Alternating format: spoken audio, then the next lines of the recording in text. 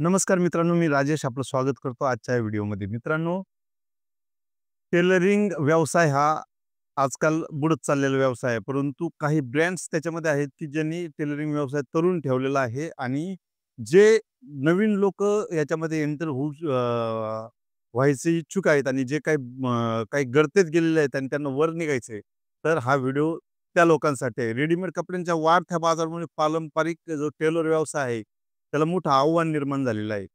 आपण जर hi tech machinery आणि नवीन ट्रेंडनुसार जर टेलरिंग व्यवसाय केला, तर तो आपल्याला फायदेशीर ठरू शकतो आणि आज आपण टेलरिंग व्यवसायामध्ये जर अ, व्यवसायातील इकॉनॉमी, आधुनिक मशिनरी आणि डिजिटल मार्केटिंग याविषयी आपण काही माहिती जाणून घेणार आहोत आणि त्याचे काही इनसाइट्स, आउटपुट्स तुम्हाला चांगले वाटू शकतात.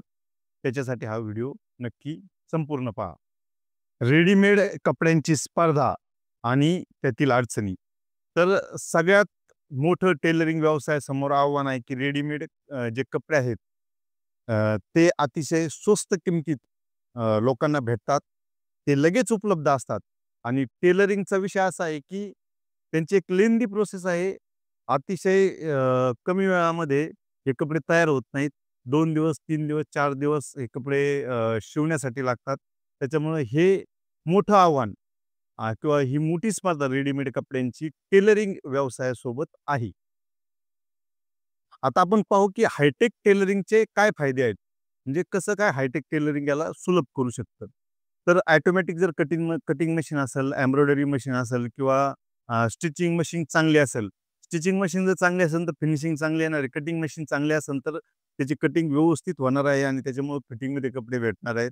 कम्प्युटराइज एम्ब्रॉयडरी जर मशीन असेल तर तुम्हाला माहिती आहे की एम्ब्रॉयडरी कशा पद्धतीने त्या ठिकाणी त्या कपड्यावरती उठून दिसते आणि चांगलं वाटतंय. त्याचप्रमाणे वेळ वाचवण्यासाठी जर 3D डिझायनिंगचं सॉफ्टवेअर असेल, ते आणखीन चांगलं होतं आणि त्यामुळं ओव्हरऑल टेलरिंग ज्या कटिंगपासून तर लास्ट इस्त्री करेपर्यंत, आयर्न करेपर्यंत फिनिशिंग असते, ती संपूर्ण फिनिशिंग त्यामुळे येते. टेलरिंग इकॉनॉमी हायटेक टेलरचा नफा कसा वाढेल? तर नफा वाढण्यासाठी नफा वाढणे हे तर प्रत्येक व्यवसायाचं एक मेन उद्देश असतो. परंतु तो कसा वाढवला पाहिजे? आता टेलरिंग व्यवसायामध्ये स्पेसिफिकली काय केलं पाहिजे?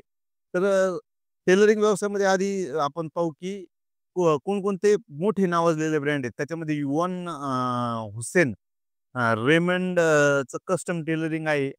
त्याचप्रमाणे आता आपण आपल्या इथं पाहू, नगर आणि परिसरामध्ये डी. चंद्रकांत सारखे, गणेश सारखे किंवा आता आपल्या केडगावमध्ये सुद्धा व्ही.एस. गोंडासारखा ब्रँड तयार होतोय.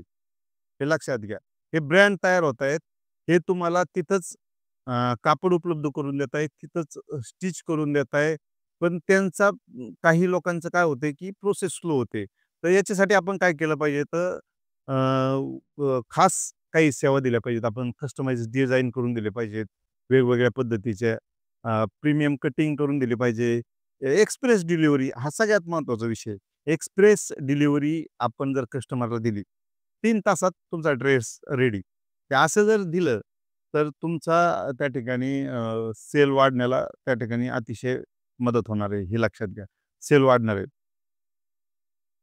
आता मॉडर्न टेलरिंग स्टोअर सेटअप करणे हा एक महत्त्वाचा भाग त्यामध्ये आहे.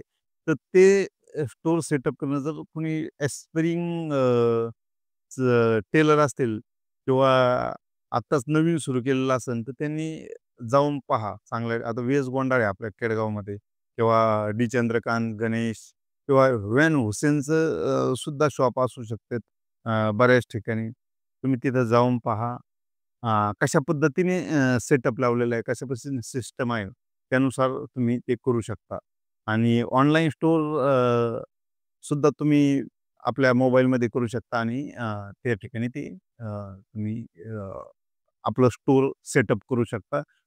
ऑनलाईन पेमेंटचे मेथड्स असतील, एक्सप्रेस डिलिव्हरी असेल, तुम्ही जाऊन लगेच तुमच्याकडे कापड घेऊन त्यांनी शिवायला टाकलं, की तुम्ही 3 तासामध्ये त्यांना त्याच्या घरी डिलिव्हर करू शकता किंवा जर लांब असेल तर कुरिअर करू शकता, दुसऱ्या दिवशी भेटू शकतं, तिसऱ्या दिवशी भेटू शकतं. अशा पद्धतीचं आपण सिस्टम लावू शकतो टेलरिंग व्यवसायामध्ये. त्याचप्रमाणे डिजिटल मार्केटिंग आणि ब्रँडिंग हेही अतिशय महत्त्वाचं आहे. ब्रँडिंग करणं गरजेचं आहे. ते आपल्याला यायला सुद्धा पाहिजे. तर सोशल मीडिया मार्केटिंग आता तुम्हाला हे जनरल आहे. Instagram, Facebook पेज तयार करणं, Instagram पेज तयार करणं, YouTubeवरती फॅशनच्या टिप्स देणं YouTubeवरती. मग त्याच्यामुळं बिझनेस वाढतो. अ, Facebook वरती ॲडव्हर्टायझिंग करणं, Instagramवरती ॲडव्हर्टायझिंग करणं आणि ज्यावेळेस तुमच्या कस्टमर तुमच्याकडून तुम्ही स्टिच केलेलं, तुम्ही शिवलेलं कपडे असतील ते घेऊन जातील, त्यावेळेस त्यांचे रिव्ह्यू घेणं, ते अपलोड करणं, ह्या सगळ्या गोष्टी जर केल्या तुम्ही, Google मॅपवरती तुमचा बिझनेस मॅप करणं, ह्या सगळ्या गोष्टी जर केल्या, तर तुमचा बिझनेस वाढायला तुम्हाला 100% मदत होणार आहे. आता याचं कन्क्लुजन काय? तर रेडीमेडच्या मोठ्या स्पर्धेत टिकायचं असेल तर टेलरिंग बिझनेसला हायटेक बनवणं गरजेचं आहे.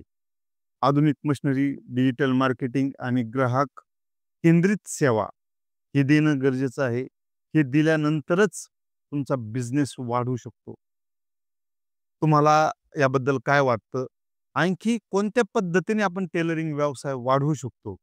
याबद्दल तुम्ही खाली कमेंटमध्ये लिहू शकता.